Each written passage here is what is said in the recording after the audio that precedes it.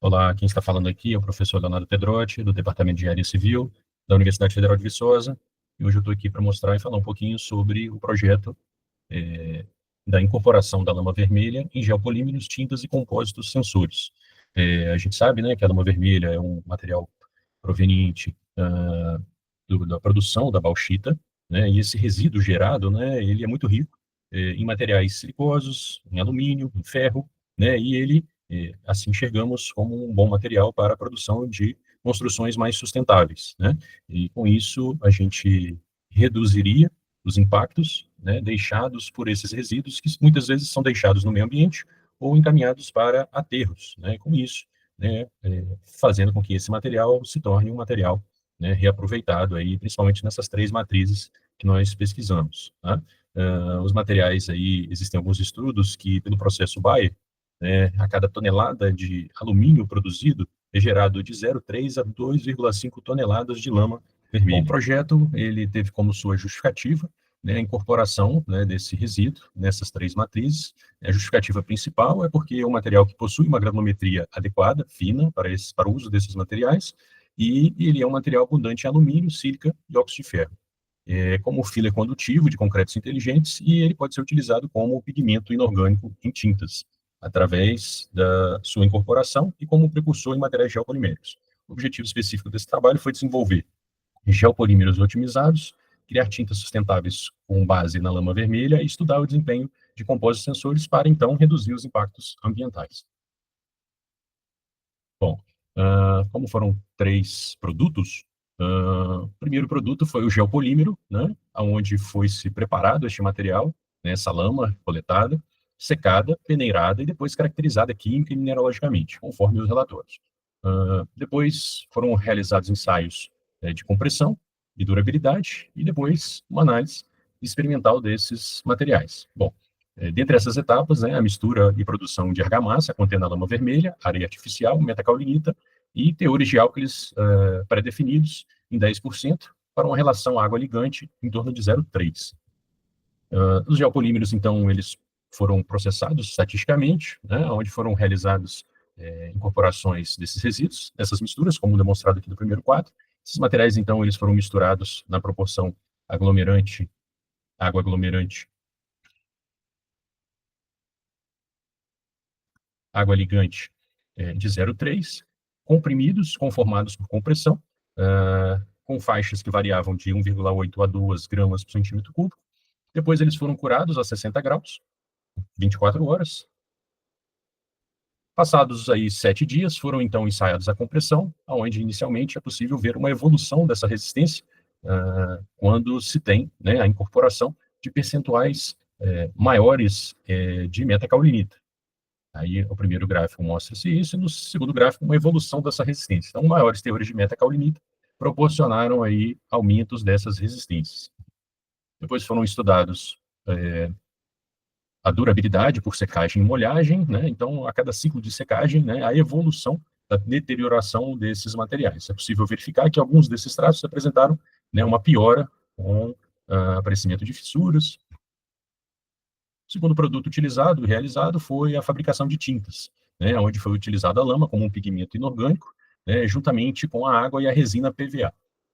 É mostrado aqui, né, o planejamento experimental que foi utilizado, né, e os pontos marcados foram os pontos que foram ensaiados. Os resultados encontrados nessas tintas mostraram que a melhor formulação para aplicação foram a utilização de 33% da lama vermelha, 55% de água e 12% da resina PVA. O poder de cobertura, segundo a norma, ele precisa ser característico a complementar essa cobertura de 4 metros quadrados por litro e a resistência à abrasão acima de 100 ciclos, né? Então, esse percentual, né, dessa formulação foi possível apresentar essas características mínimas da norma. A tinta também passou por um processo de intemperismo natural durante 6 meses e não foi constatado o aparecimento de bolor, né? As duas figuras seguintes fazem respeito às duas resistências, né, às duas avaliações demonstradas. As duas figuras seguintes demonstram aí o poder de cobertura, com as misturas de lama vermelha, água e resina, e a resistência à abrasão, demonstrando que esses percentuais da melhor formulação E essa formulação foi, então, desenvolvida para a aplicação do intemperismo natural. Os painéis, como demonstrados aqui na figura ao lado, e aqui um detalhe de um desses painéis, né, após 6 meses, é possível ver microfissuras, e é muito característico para uma tinta, né, à base de PVA. Então, ela se demonstrou com uma característica de resistência bem interessante, não foi aparecido aí nenhum tipo de bolor, e isso é interessante para o ponto de vista do uso dessa tinta. Nos compósitos sensores, que foram o terceiro produto, né, as misturas aí passaram características, né, de misturas em argamassas, com substituições progressivas da areia por lama vermelha, né, entre 25% e 100%. Foi feita, então, uma avaliação da resistência à compressão desses sensores e avaliada a resistividade elétrica e o comportamento peso-resistivo.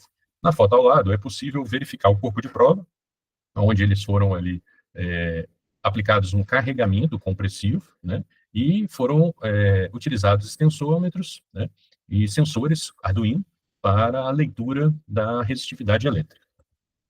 Os resultados dos compósitos sensores demonstraram que uma maior condutividade em substituição de 50% ou mais de areia apareceu como um potencial para aplicação como um monitoramento estrutural.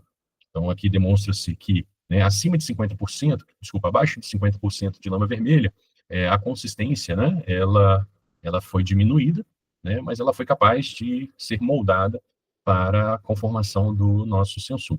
E demonstra-se aqui, né, que percentuais aí acima de 50%, 50%, 75%, 100%, né, de substituição da areia pela lama vermelha apresentaram aí uma baixa resistividade elétrica. Uma baixa resistividade elétrica que melhoraria, sim, a condutividade elétrica. Aqui mais alguns resultados, né, de todos os percentuais. A resposta peso resistivo de compósito cimentício com diferentes teores de lama vermelha. E aqui o resultado da resistência à compressão de argamassa com diferentes teores de lama vermelha. Então, o foco do trabalho foi avaliar a sustentabilidade, né, o que proporciona a utilização da lama vermelha, né, na deposição desses 3 novos materiais, e com isso proporcionando uma redução, né, do consumo desses resíduos e a deposição dele no meio ambiente.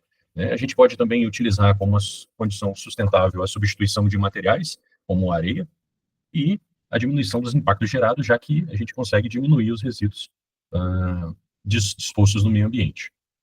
Sobre o geopolímero, o metacaolin, né, combinado com a lama vermelha, impacta positivamente na geopolimerização.